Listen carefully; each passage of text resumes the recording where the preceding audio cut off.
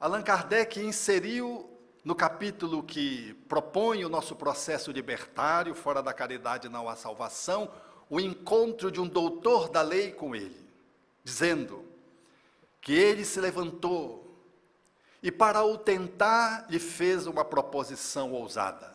Mestre, tratou Jesus de mestre, nada obstante fosse um doutor e Jesus não tivesse nenhuma graduação dentro do processo socioantropológico judaico.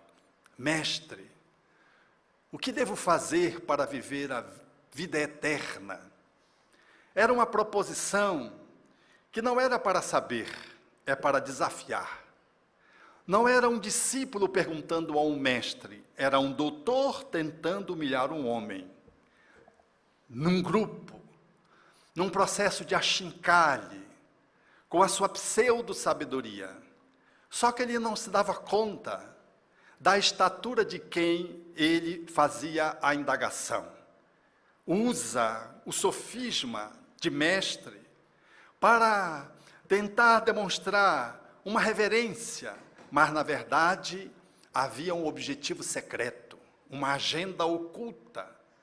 Era escandalizá-lo, demonstrar de que ele não tinha categoria, de que ele, efetivamente, não era um mestre, como aqueles tempos diziam se tratar, muito menos o Messias. Então Jesus, voltando-se para esse mestre, que se colocava com a condição de um doutor erguido para chamar a atenção, Jesus pergunta: o que é que tu lês na lei?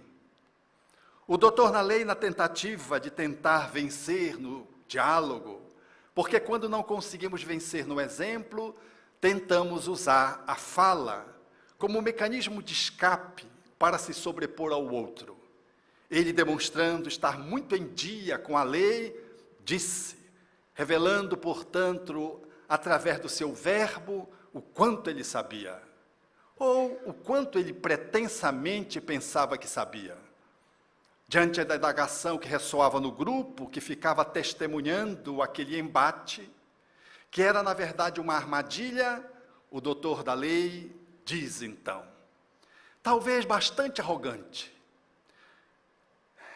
amarás a Deus sobre todas as coisas, com todo o coração, com todas as forças, de todo o entendimento e com toda a alma, e ao próximo como a si mesmo. Então Jesus olhou para aquele homem e disse: então vai e vive, cumpre o mandamento.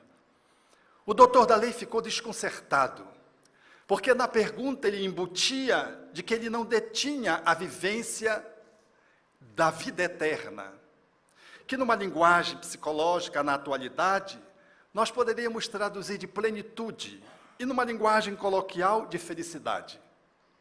Era a felicidade que aquele homem ali dizia que não tinha. Era, portanto, esse estado de planificação interior de que ele não dispunha. E por isso ele fazia essa proposição, dizendo que o que é que ele deveria fazer para viver essa instância, essa qualidade de energia vivencial, esse domínio da alma. Então, quando ele diz que ele não vive, ele declara a falência de que, a despeito de saber na cabeça, ele não conseguia dispor no ato.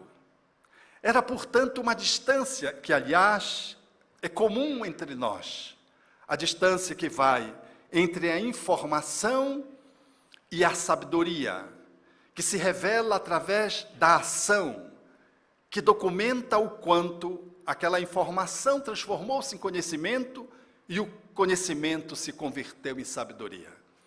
Então ele fica desconcertado em face dessa abordagem, porque de qualquer modo, Jesus disse-lhe que ele não vivia, porque se ele vivesse, não tinha propósito a sua pergunta.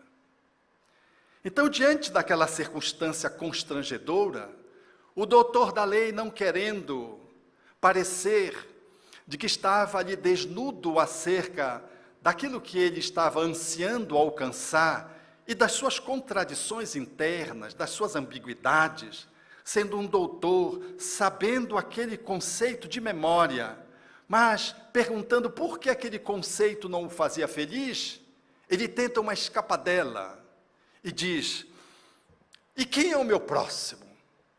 Foi uma tentativa assim meio bizarra, para tentar escapar do constrangimento. E Jesus então faz uma construção extraordinariamente vívida, profunda, e conta a parábola do bom samaritano, como ficou conhecida na tradição cristã.